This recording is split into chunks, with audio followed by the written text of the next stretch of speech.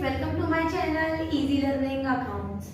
आज के इस वीडियो में हम कैश बुक का ही पार्ट पढ़ेंगे और इसका नेक्स्ट टाइप पढ़ेंगे double column cash book. Last video में मैंने आपको सिंगल कॉलम कैश बुक के बारे में बताया और साथ में ही हमने एक न्यूमेरिकल भी किया जिसमें मैंने सिंगल कॉलम कैश बुक में पोस्टिंग कैसे करते हैं वो भी बताया और हमने बैलेंसिंग भी की थी।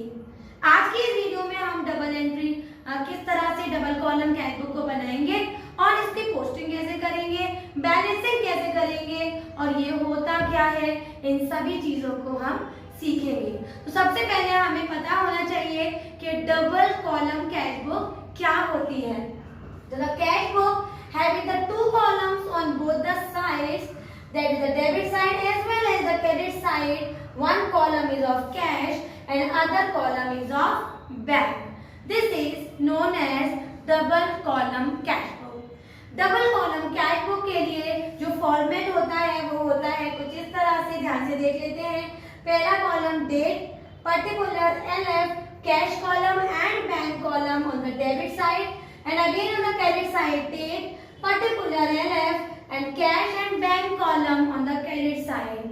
The right hand side, that is the debit side, contains the receipt side. All the payment, cash or check received are shown on the debit side, and if it is paid, something is paid by check or by cash, it is shown on the credit side of the cash book. Cash book का numerical करने से पहले कुछ चीजें मैं आपको बताना चाहती हूँ, उसको बहुत ध्यान से समझेंगे। सबसे इम्पोर्टेंट बात, अगर क्वेश्चन हमसे कह रहा है कि हमारे पास कैश भी हैंड में है और बैंक बैलेंस भी हमारे पास है at the starting of the cash book, then I can या we can make the entry to balance BD। हम कैश का बैलेंस कैश में दिखाएंगे और बैंक का बैलेंस बैंक के कॉलम में दिखाएंगे। और ये कॉन्सेप्ट हम तभी फॉलो करेंगे जब क्वेश्चन हमसे ऑलरेडी कहेगा कि there is cash in hand और cheque in hand in the starting of the year. लेकिन अगर बिजनेस स्टार्टेड विद कैश है तो उसको एज यूजुअल टू कैपिटल से, अगर चेक से स्टार्ट किया है तो बैंक में, कैश से स्टार्ट किया है तो टू कैपिटल हम कैश में दिखाएंगे, वहां पर बैलेंस BD नहीं करेंगे। तो बैलेंस BD केवल हम वहां दिखाएंगे जब हमारे पास कैश और बैंक बैलेंस पहले से है इन the starting of the transaction या फिर स्टार्टिंग ऑफ द ईयर। दूसरी बात जो आपको बच्चों याद रखनी है, अगर क्वेश्चन में बैंक ओवरड्राफ्ट है, अगर क्वेश्चन की स्टार्टिंग में ही हमारे पास बैंक ओवरड्राफ्टिंग है, then that draft will go on the credit side by having name by balance BD and the amount will be shown on the bank column credit side.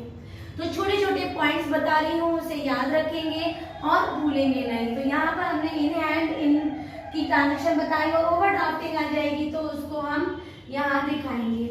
याद रखेंगे drafting ओवरड्राफ्टिंग से start हुआ है तो ending भी हमारी debit side होगी, और क्योंकि कैश में ही खासियत होती है कि इसका कभी भी हमारी बैलेंसिंग डेबिट में नहीं होती, उसकी बैलेंसिंग हमेशा क्रेडिट साइड होती है कैश बुक की। क्लियर है? तो अगर ओवरड्राफ्टिंग से स्टार्ट हुआ है तो ओवरड्राफ्टिंग पे ही एंड होगा और इन हैंड से स्टार्ट हुआ है तो इन हैंड पे ही एंड होगा। एक बात और आपको जो याद रखनी है बेटा, वो है हमारी कॉन्ट्रा एंट्री। कॉन्ट्रा एंट्री वो एंट्री होती है जिस एंट्री का इफेक्ट डेबिट कॉलम्स और क्रेडिट कॉलम्स दोनों में होता है। फॉर एग्जांपल, अगर मैं कहूँ कि विड्रॉन कैश फ्रॉम बैंक, अगर मैंने बैंक से कैश निकाला तो एंट्री बनेगी हमारी cash account debit to bank account. तो इसकी पोस्टिंग टू बैंक से कैश में डेबिट साइड होगी और क्रेडिट साइड बाई कैश से बैंक में हो जाएगी। तो इफेक्ट दोनों साइड हो रहा है।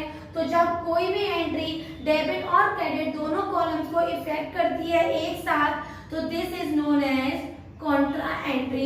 इसे मैं अपोजिट में एक एग्जांपल और बता सकती हूँ, कैश डिपॉजिटेड इन बैंक, तो यहाँ पर bank account debit to cash हो जाएगा, तो ये भी हमारी कॉन्ट्रा एंट्री होती है।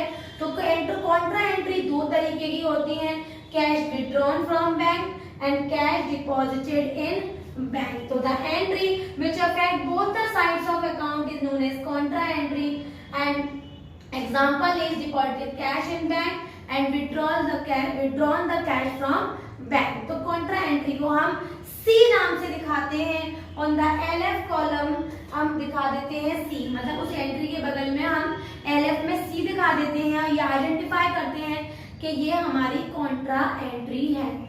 एक बात और याद रखेंगे बच्चों, पहले हमारी जो डबल कॉलम कैश बुक होती थी ना, उसमें कई तरह की डबल कॉलम होती थी. जैसे एक कॉलम हो गया कैश का, एक हो गया डिस्काउंट अलाउड का, इधर की साइड एक कैश का हो गया, एक डिस्काउंट रिसीव्ड का हो गया.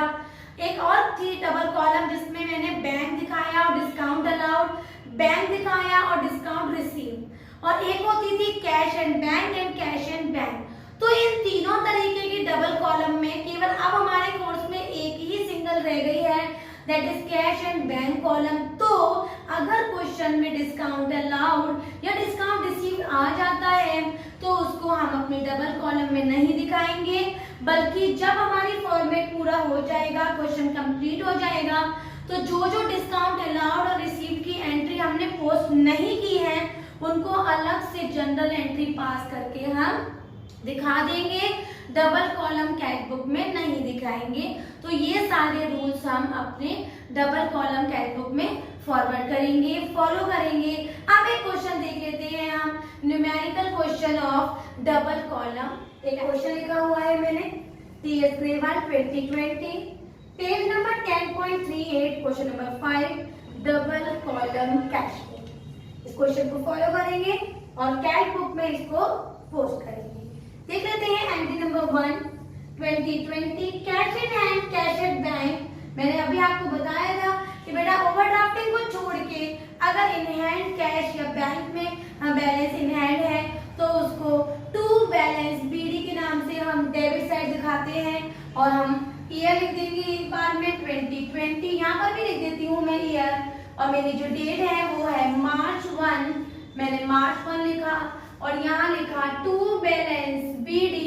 मेरे पास कैश इन हैंड है और कैश एट बैंक भी है. कैश का बैलेंस कैश में दिखाया 12750 और बैंक का दिखाया 72400 according to the question. Clear है? नेक्स्ट एंट्री देख लेते हैं. हमारी नेक्स्ट एंट्री है रिसीव्ड फ्रॉम आशा. आशा से मुझे रिसीव हुआ है कैश 1200, तो मैं यहाँ मैं लिखूंगी मार्च 4, और मुझे आशा से रिसीव हुआ है कैश, तो cash account debit, cheque in hand account debit to आशा. मुझे आशा से दोनों चीजें मिली हैं. तो बेटा जो हमें रिसीव होता है ना चेक, तो एक्चुअल में हमें चेक ही तो मिला है, लेकिन अभी वो हमने कैश में कन्वर्ट नहीं किया है. तो जब चेक रिसीव होगा तो उसकी एंट्री हम नहीं दिखाएंगे, और केवल जो पैसा हमें आशा से मिला है वो हम दिखा देंगे. तो यहाँ पर लिखेंगे टू आशा और अमाउंट आ जाएगी हमारी कैश में 1200. आगे बढ़ जाते हैं. नेक्स्ट है हमारा डिस्काउंट अलाउड. दिखाएंगे नहीं क्योंकि डिस्काउंट को आप अपने डबल कॉलम में नहीं दिखाते, अलग से एंट्री पास करके दिखा देंगे. नेक्स्ट है मार्च 7 की entry, paid salary to staff by cheque. तो मेरा पेमेंट हो रहा है, दैट इज पेमेंट मेरे पास से जा रहा है.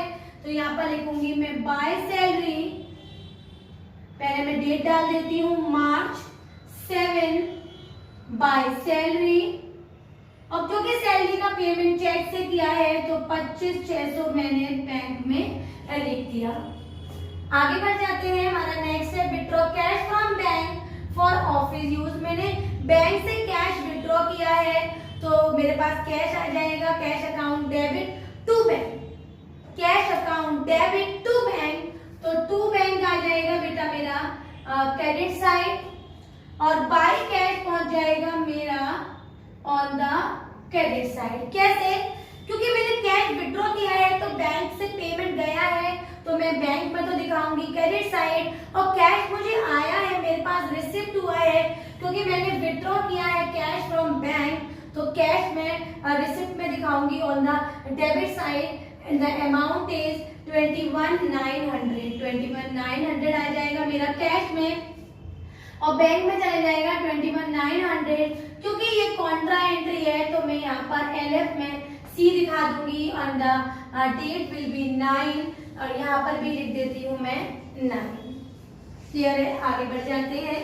Interest paid by bank on the bank balance, मैंने इंटरेस्ट पे किया है बैंक ने, तो interest account debit to bank account by interest से 1200 में क्रेडिट साइड दिखा दूंगी और बाय इंटरेस्ट और डेट आ जाएगी 12 क्योंकि पेमेंट किया है बैंक। नेक्स्ट है हमारा 16 परचेज फर्नीचर इन कैश, मैंने फर्नीचर परचेज किया है, कैश मेरे पास से गया है तो मैंने कैश को पेमेंट में दिखा दिया, बाय फर्नीचर दिखा दिया और मेरी डेट आ गई 16 राइट और बैंक में मैंने कुछ भी नहीं लिखा।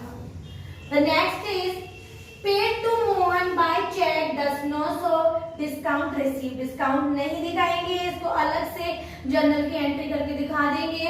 और paid to Mohan by cheque, मैंने मोहन को पेमेंट कर दिया है चेक से, तो मैंने पेमेंट किया है तो Mohan debit to bank account, Mohan debit to bank, तो टू बैंक आ जाएगा क्रेडिट साइड बाय मोहन के नाम से दिखाएंगे और बैंक में आ जाएगा 10,900 और डेट आ जाएगी बेटा 21। आगे बढ़ जाते हैं। Proprietor withdraw for personal use, proprietor ने विड्रॉ किया है for personal use drawings account debit to cash account, तो बाय ड्राइंग्स के नाम से 11,600 कैश में आ जाएंगे बाय ड्राइंग्स के नाम से और डेट हो जाएगी 24। आगे बढ़ जाते हैं 29 sold goods to Manoj for cash, मैंने सामान मनोज को बेचा है कैश में तो कैश मुझे मिला होगा तो 14,800 में कैश में दिखा दूंगी और ये हो जाएगा मेरा टू सेल्स अकाउंट और डेट हो जाएगी 29 और बैंक में यहाँ पर कुछ भी नहीं आएगा। लास्ट एंट्री देख लेते हैं। Deposited office cash in bank, मैंने कैश को बैंक में जमा कर दिया, कैश को बैंक में जमा कर दिया तो bank account debit to cash, तो टू कैश आ जाएगा हमारा डेबिट साइड और बाय बैंक पहुंच जाएगा हमारा on the credit side, date आ जाएगी 30 और यहाँ पर भी 30।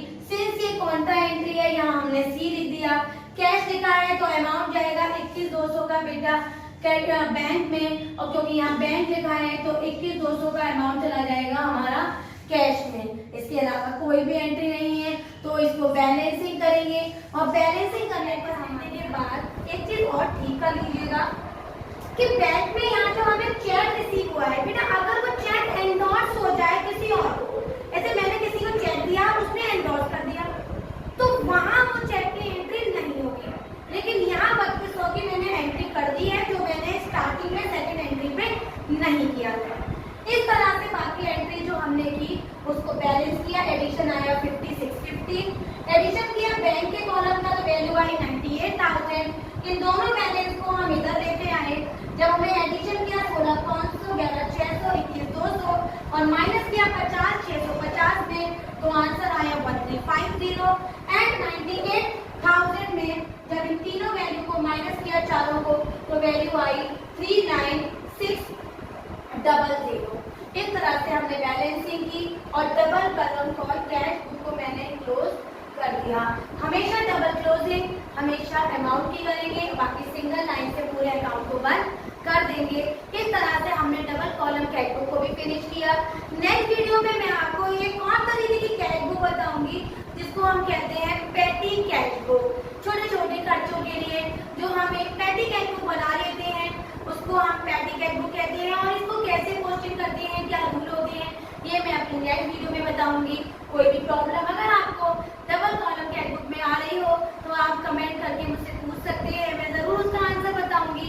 एंड अगर वीडियो समझ में आई हो, एक एक पॉइंट आपको क्लियर हो गए हो तो मेरी वीडियो को लाइक करें, शेयर करें और मेरे चैनल